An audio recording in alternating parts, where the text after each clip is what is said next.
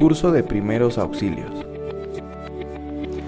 Buen día, mi nombre es Juan Vilchis, seré su instructor el día de hoy y les doy la más cordial bienvenida al tema de hemorragias.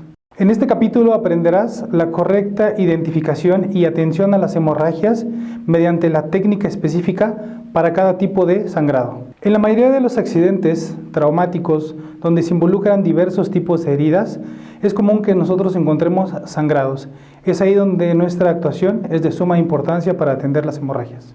La hemorragia se define de la siguiente forma. Es la pérdida de sangre por nuestros vasos sanguíneos, como son venas, arterias y vasos capilares. Esta hemorragia puede ser al interior de nuestro organismo, cerca de nuestros tejidos, o, como bien dice, hemorragia externa, hacia el exterior de nuestro organismo. La clasificación de las hemorragias se divide en dos: hemorragias internas y hemorragias externas. Hemorragia interna. Vamos a hablar en primer lugar de la hemorragia interna. Comúnmente es más difícil de identificar. Como el nombre lo dice, se encuentra al interior de nuestro organismo. Ocurre en traumatismos cerrados, es decir, cuando una persona sufre un golpe en la cabeza o el cráneo, el tórax y el abdomen. Se considera que es de alta peligrosidad por dos factores. El primero, que es más tardado en poder identificar, y el segundo, porque hay órganos de gran importancia en nuestro organismo que pueden estar sufriendo este daño. Como habíamos mencionado anteriormente, las hemorragias internas son más difíciles de identificar. Sin embargo, hay datos característicos que nos harán sospechar la presencia de ellas. Como primer factor, tendremos que identificar en dónde sufrió el golpe la víctima. Si fue un golpe fuerte en el área del cráneo, en el tórax o en el abdomen, tendríamos que considerarlo. La salida de sangre por huecos naturales como son narinas, oídos, vagina o recto también nos ayudan a identificar que probablemente el paciente tenga una hemorragia interna. Si existe la sospecha de que el paciente tenga una hemorragia interna, sigue los siguientes pasos. Como primer paso es activar el servicio médico de urgencia llamando al 911 solicitando una ambulancia.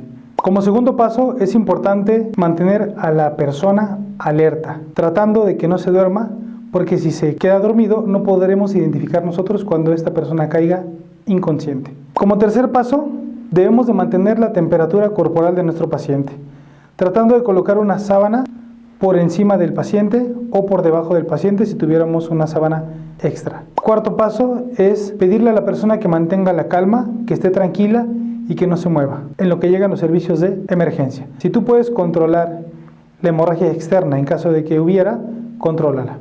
Hemorragia externa. La hemorragia externa también se considera de alta peligrosidad cuando se trata de una hemorragia bastante severa. Es más fácil de identificar puesto que es evidente. Hablando de las hemorragias externas, se divide en 4. Depende del origen de donde provenga. Hemorragia arterial, venosa, capilar y una cuarta que es la mixta, que es una mezcla de todas ellas. La hemorragia de tipo arterial proviene, como el nombre lo dice, de una arteria. Comúnmente es un rojo muy brillante, puesto que es una sangre rica en oxígeno y se considera de mayor riesgo. Esta característica principal de que la sangre sale en forma de las pulsaciones del corazón es de vital importancia para poder identificarlo. La hemorragia de tipo venoso, como el nombre lo dice, proviene de una vena, puesto que es una sangre no tan rica en oxígeno y la salida es de forma continua.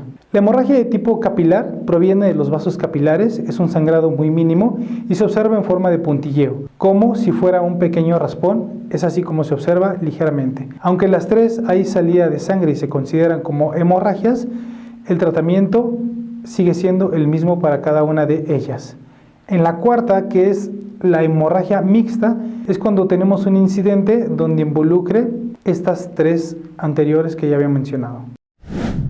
Para controlar una hemorragia externa, es importante generar una técnica que se denomina presión directa. Esta técnica se describe de la siguiente forma. Con un apósito o un trapo limpio tendrías que generar presión directamente sobre la herida como primer paso, tratando de contener y cohibir la hemorragia. Si fuera necesario colocar más apósitos sobre este mismo que ya colocaste, hazlo, siempre y cuando no retires el primer apósito. Como tercer paso, se recomienda colocar y hacer un vendaje de tipo compresivo. Vas a colocar una venda sobre los apósitos ya antes colocados y vas a generar vueltas circulares de la parte distal, es decir, de lo más lejano a lo más cercano, que es lo proximal. Cada vez que tú generes una vuelta, debes de hacer presión directamente sobre la herida. Todo esto para tratar de controlar la hemorragia, y tú vas a observar que va a ir cediendo poco a poco.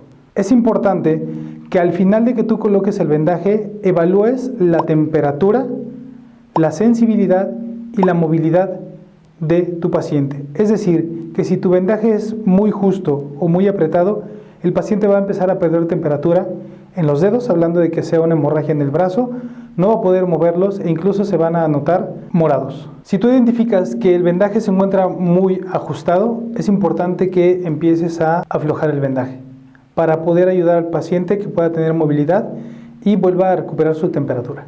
Entre las principales lesiones que nos harán sospechar de una hemorragia interna tenemos lesiones en cráneo, tórax y abdomen. Para el manejo correcto de las hemorragias, tendremos que saber que independientemente de que se trate de una hemorragia interna o una hemorragia externa, tenemos que saber que es de alta peligrosidad. Y tenemos que seguir los siguientes pasos que voy a mencionar a continuación. Paso número 1 es hacer una evaluación de nuestro escenario, tratando de identificar los riesgos potenciales que existan para mí. Es decir, no poner en riesgo mi vida ni mi integridad física. Paso número 2 es colocarnos nuestro aislamiento de sustancias corporales, como lo son guantes, gogles y cubreboca preferentemente.